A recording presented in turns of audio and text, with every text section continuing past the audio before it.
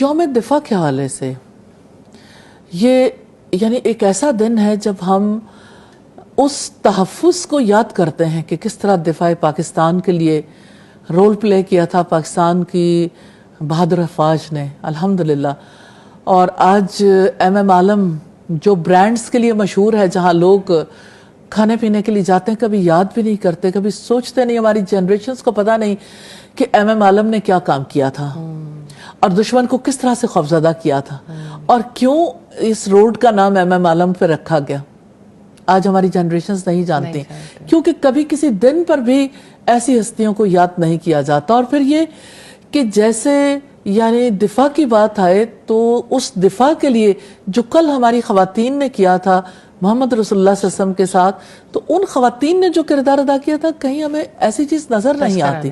تو اتنا زیادہ لمیٹڈ سکوپ کر دیا گیا جس کی وجہ سے شاید سرحدوں کا دفاع تو کسی حد تک یعنی اس کی ڈسکشن تو ہوتی ہے، جو کہ ہمارے جیسے سوسائٹی میں ہمارے دشمن کے پروپیگنڈے کی وجہ سے آج کس طرح سے اس میں بھی ڈس بیلنس پیدا ہو گیا. یعنی جو آپ کا تحفظ کرتے ہیں وہی آپ کو اپنے لیے یعنی اینیمی محسوس ہوں. اور کتنا یہ غور و فکر کا مقام ہے، مسخ کرنے والی بات ہے نا، امیج بریکنگ ہے نا. کی بات ہے. اور یہ ہے کہ اور کسی کے رول کو انڈرمائن آپ نہیں کر سکتے، کسی کا بھی رول ہو. اور دفاع پاکستان میں افواج کا رول ایک بہت اہمیت کا حامل ہے. جی بالکل.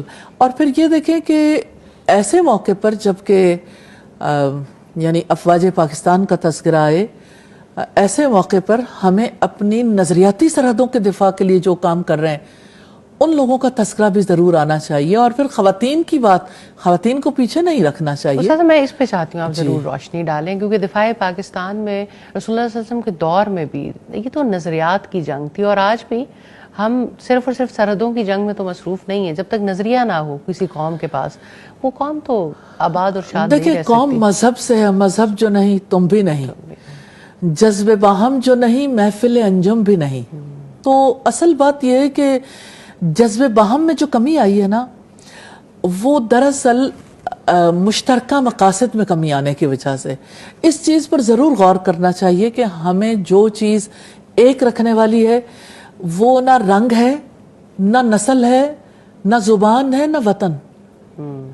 ہم بے شک ایک وطن میں رہتے ہیں، لیکن شروع سے ابتدا سے ہی 4 قومیتیں الگ الگ ہمیں دے دی گئی: سندھی، بلوچی، پنجابی اور پٹھان. اگر دیکھا جائے تو پختون، یعنی اگر دیکھا جائے تو یعنی یہ ہماری آئیڈینٹی تو نہیں ہے. ہاں ٹھیک ہے، ایک اعتبار سے یعنی جس علاقے میں ہم رہتے ہیں اس علاقے سے ہمارا تعلق تو ہوتا ہے، لیکن اس کو سب سے اوپر کیوں رکھ دیا جائے؟ سب سے اوپر جو چیز ہے وہ مشترکہ مقاصد میں وہ بنیادی طور پر آپ کا نظریہ ہے، آپ کا عقیدہ ہے، آپ کا بیلیف ہے. اور یقیناً ایک مسلمان کے لیے سب سے بڑی بات یہ ہے کہ اللہ سبحانہ تعالیٰ کے کلمے کو ہی بلند کرنا چاہیے. تو جب اللہ کے کلمے کی بلندی کی بات کریں گے سب ایک ہو جائیں گے. سب ایک ہو جائیں گے. بالکل. تو اصولی طور پر جو صرف ایک پاکستان کے اندر نہیں پوری دنیا میں مسلمانوں کو متحد رکھنے والی چیز ہے وہ اسلام ہے. ایک ہو مسلم حرم کی پاسبانی کے لیے، نیل کے ساحل سے لے کر تا بخاک کاشغر. اس چیز کو ہمیں نہیں بھولنا چاہیے. تو بے شک ہم جس دھرتی سے تعلق رکھتے ہیں، جس وطن سے، اس کی بہت امپورٹنس ہے، اس میں کوئی شک نہیں. لیکن اس سے زیادہ بڑی امپورٹنس ہمارے ریلیجن کی ہے، ہمارے دین کی ہے، جو ہماری پہچان ہے. اور آج دیکھیے اللہ سبحانہ تعالیٰ نے بھی دونوں کو یکجا کر دیا. ایک طرف ربیع الاول کا آغاز ہے اور دوسری طرف دفاع پاکستان ہے.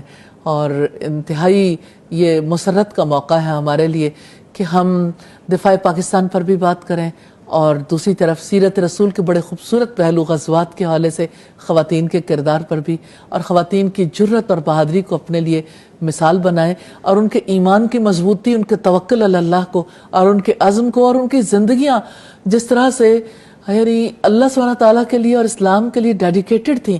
وہ بھی خاندان رکھتی تھیں، گھر بار رکھتی تھیں، ان کے بھی بچے تھے، لیکن ان کے لیے سب سے بڑی چیز اللہ کا کلمہ تھا. الحمدللہ.